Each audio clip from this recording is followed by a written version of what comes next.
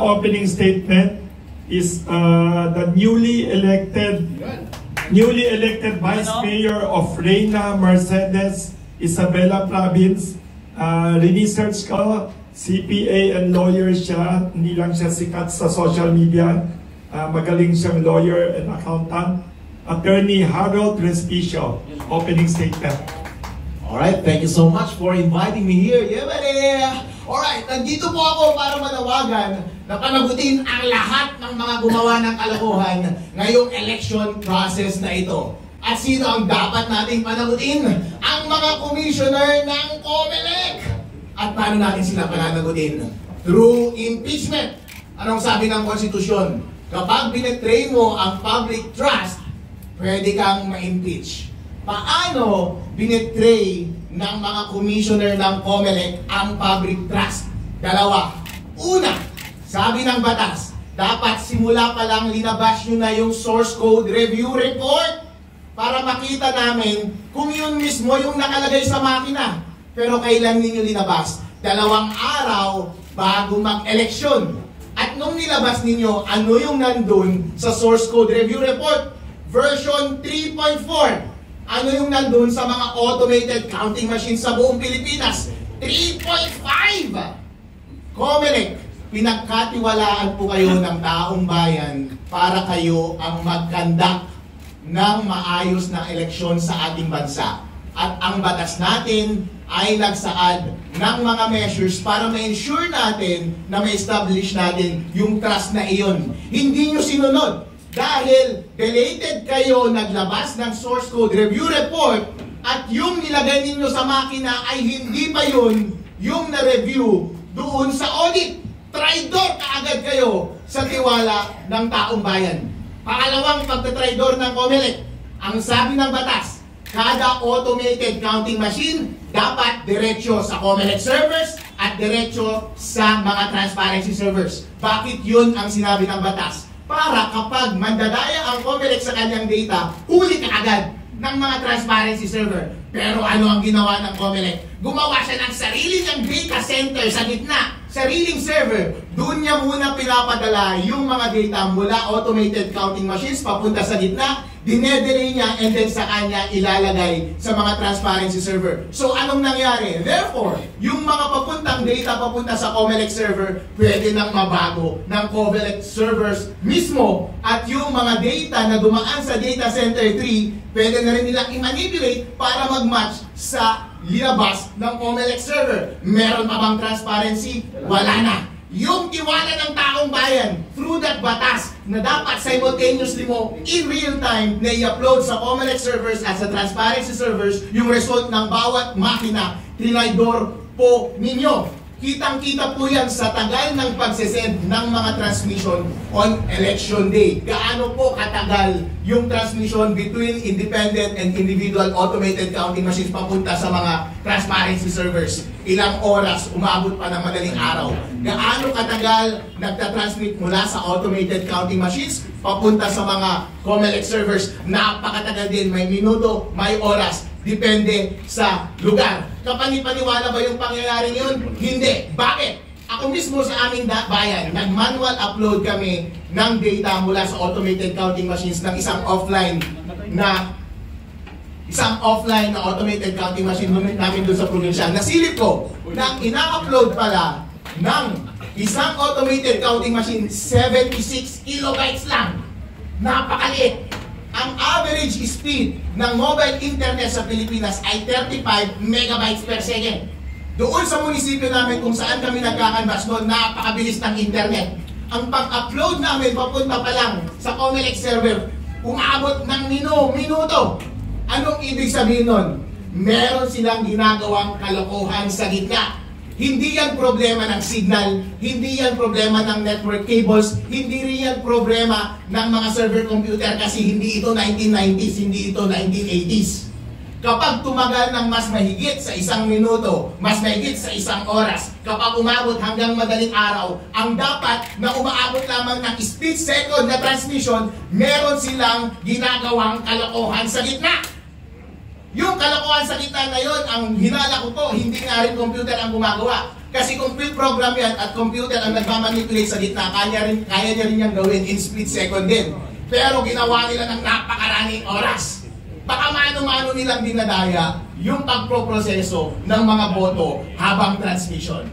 Comelec, mga commissioners at Chairman George Garcia, trinaydor niyo po ang tiwala ng taong bayan nung sinabi nila sa inyo na dapat idiretso ninyo almost real-time yung resulta ng ating mga eleksyon mula sa independent automated counting machines diretso papunta doon sa Comelec servers at sa transparency servers. Dahil hindi nyo ginawa yan, trinaydor ninyo ang tiwala ng taong bayan at dapat lahat kayo mga commissioners ng Comelec ma-impeach.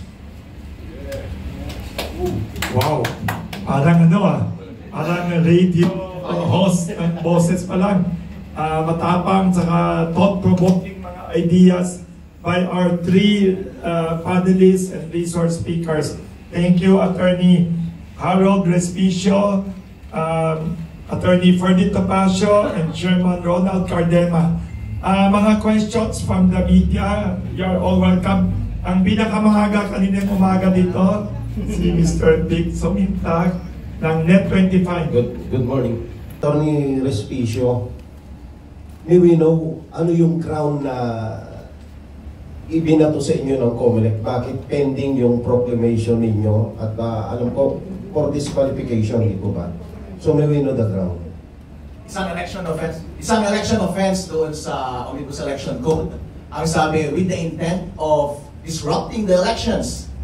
Nagpapakalat daw ako ng maling impormasyon tungkol sa mga bagay-bagay sa pagkanda ng general elections. Una, meron ba akong intensyon na i-disrupt ang elections? Wala! As a matter of fact, ang suggestion ko ay para ayusin ang seguridad ng ating mga makina by disconnecting from the internet. At yun nga, sinunod nga nila. Napakabuti po, ano po?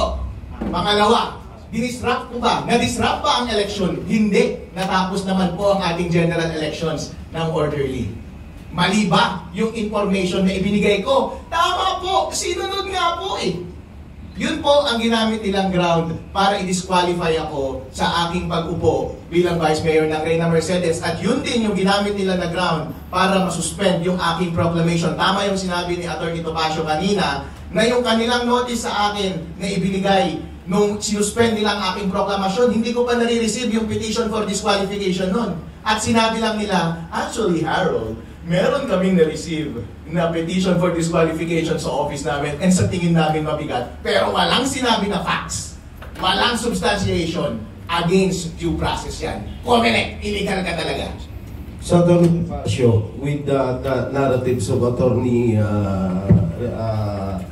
Respicio, yung kanyang disqualification, para bang inuna nyo muna yung kumbaga wala pa yung final and proper notice doon sa respondent, nag-decision ng Supreme Court, ng Comelec na hindi ka na may proproklama. Mali nga kasi, himayin natin, very briefly lang, kung bakit ganun ang rule. What is the rule? Pagka nanalo ka, ipoproklama ka. Because that is in obeisance to the will of the people, the sovereign will of the people. Anong exception?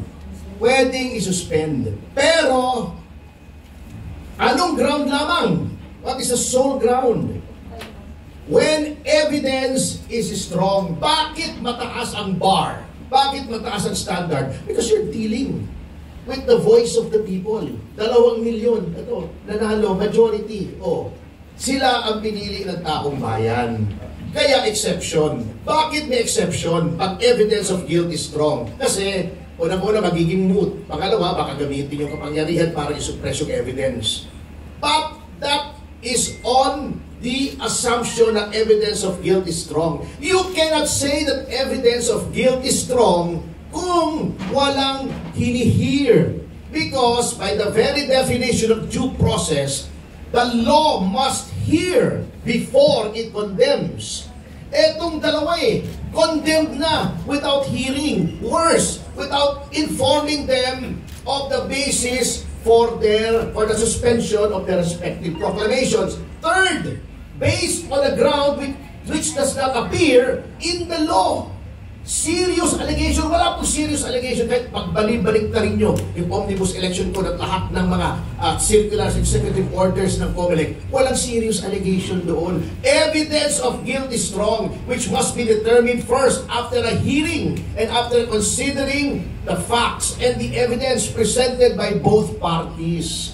So hindi po dapat yon. Kung gusto nila, hinir muna nila. May time pa naman, June 30 pa naman mag-assume yung new term, noon of June 30. Bakit? Precipitately, pinigil nila yung proklamasyon. Therefore, thwarting the will of the people. Iyon ang sinasabi ko. The COMELEC has ceased to be the implementer of the people's will. It is substituting its discretion for that of the people. Hindi po pwede yun. That's unconstitutional. That is illegal. At although sinasabi nga ni Chairman Cardema, hindi kasama sa cabinet, baka naman. But of course, hindi po gagawin yan. Kasi sabi ko nga, it is every election lawyer's dream to be controlling the electoral process.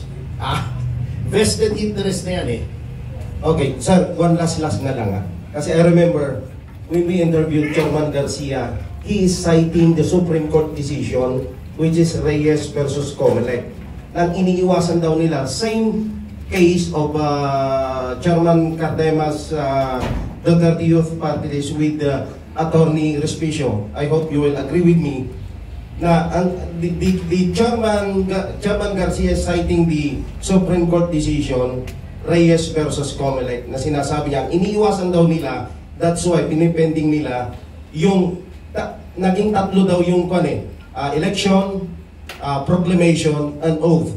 Ang iniiwasan daw nila yung kapag ka nag-oath, halimbawa sa House of Representatives, mawawala ng control ang COMELEC kasi pupunta na sa HRET, the House of Representative Electoral Tribunal, yung kaso. In the case of the local government officials, DILG na ang magdi-decide kung ano yung mangyayari. Any legal opinion regarding that, Attorney? Dalawa. Unang-una, pwede mo ang iwasan yon on legal grounds when evidence of guilt is strong. Hindi naman yun ang basis mo, serious allegation. Number two, teka muna, bakit iniiwasan mo pumunta sa HRET? Bakit iniiwasan mo pumunta sa DILG? Bakit gusto mo ikaw? Bakit? Tanong mo sa kanya, sir, bakit gusto nyo ikayo? Ba't ayaw nyo DILG? Bakit ayaw nyo HRET? Kaya sinasabi ko, politicized Gusto niya siya. At ang ginagamit ng grounds to retain jurisdiction over these two matters is dubious, kaduda-duda, wala sa batas. Kung nasa batas. Pinasabotahe yata tayo ni George. Ito mong ginagawa nung chairman, Ito, kapatid. Yes. Sa halip na i-address nila yung serious issues ni Atty. Respicio, ano ginagawa? Tinitignan yung mga tinapon ng mga campaign material sa payatas.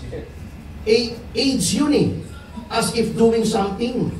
Kung baka sa Panmema, ang daming serious allegations, tinitignan mo yung payatas. Alert. Pwede nating tanong sa kanya what happened, Vela?